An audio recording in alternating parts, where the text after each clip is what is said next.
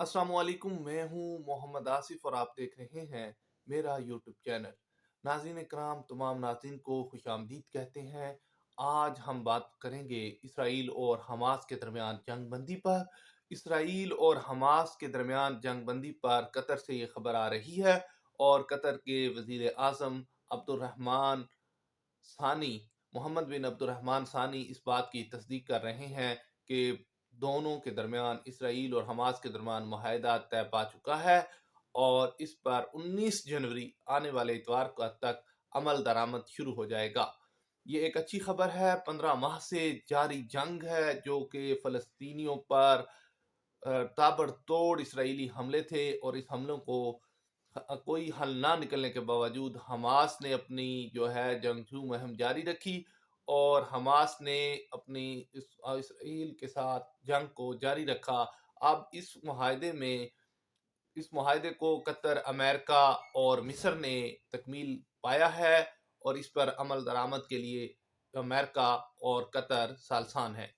आपको बताते हैं कि आलमी रहनुमा हैं जो वो इस बात पर खुश हैं कि इसराइल और हमास के दरमियान जंग बंदी पर, और उन्होंने खुशी का इजहार किया है। उन्होंने कहा कि ये खुश आइंद है कि गज़ा में जो लहूलुहान हो रहा था, गज़ा में जो जानें और शहादतें, जो हलाकतें हो रही थी, उनको रोका जाएगा। ये 15 माह बाद एक पहली अपनी नवीयत की एक बड़ी खबर है और इस खबर पर हम आपको बताते हैं कि जंग बंदी पर दुनिया भर के रहनुमाओं ने खुशी का इजहार किया है।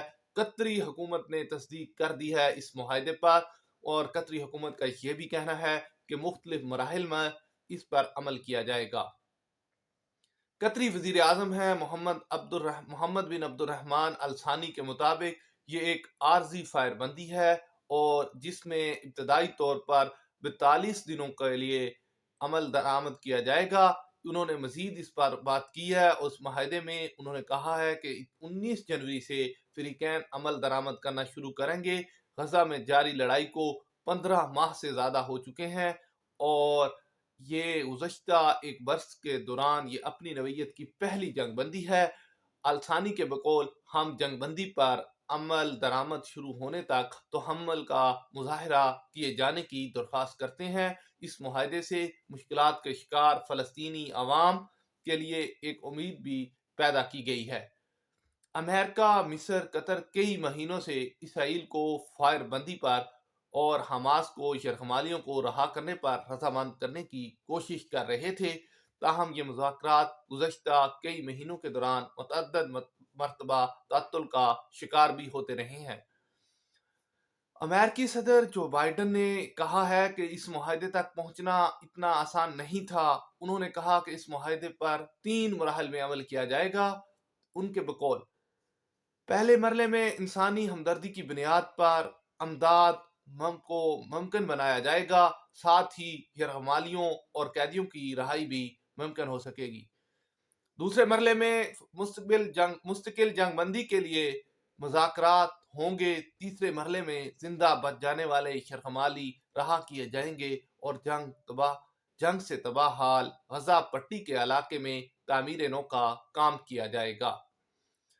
आपको बताते हैं इस मुआहदे से उम्मीद पैदा हुई है। ये यूरोपियन कमीशन के सरबराह हैं अर्जोला फान डेर लाइन ने कहा है कि इस मुआहदे से उम्मीद पैदा हुई है। इसराइल और हमास के मबैन होने वाले इस जंग बंदी पर उन्होंने भी खुशी का इजहार किया है।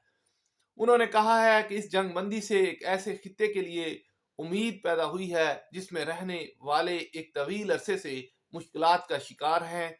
उन्होंने सोशल मीडिया प्लेटफॉर्म एक्स पर इसराइल और हमास से इस मुआहदे की मुकम्मल पासदारी करने का मुतालबा किया है। यूरोपीय पार्लियामेंट के सदर रोबिट्रा मेट्सुला के मुताबिक ये पायदार अमन के क़याम में एक अहम और मोड़ साबित होगा। आपको बताते हैं कि हस्पानवी वजीर आजम पेदोर संचेस ने इस जंग बंदी को खुशाइंद करार दिया है। उनके बकौल फायर बंदी खित्ते के इस्तेहकाम के लिए ज़रूरी थी। उन्होंने मजीद कहा है कि यह मुआहदा 2 रियासती हल और बैनुल अक़वामी कवानीन को तस्लीम करने वाले अमन के लिए एक अहम पेशरफ की नुमाइंदगी करता है। गुज़श्ता बरस मई में स्पेन ने आयरलैंड और नॉर्वे के साथ मिलकर फ़लस्तीन को एक रियासत के तौर पर तस्लीम किया था और इसमें गजा और मग़रबी किनारे के इलाके भी शामिल थे। आसमानवी वजारत खारजा के मुताबिक स्पेन फौरी तौर पर बड़े पैमाने पर अमदादी सरगर्मियां शुरू करने के लिए तैयार है। फ्रांसीसी सदर एमानुएल मैक्रों ने इस मुआहदे पर खुशी का इजहार करते हुए कहा, अफ्रीकैन को जंगबंदी की पासदारी करना होगी।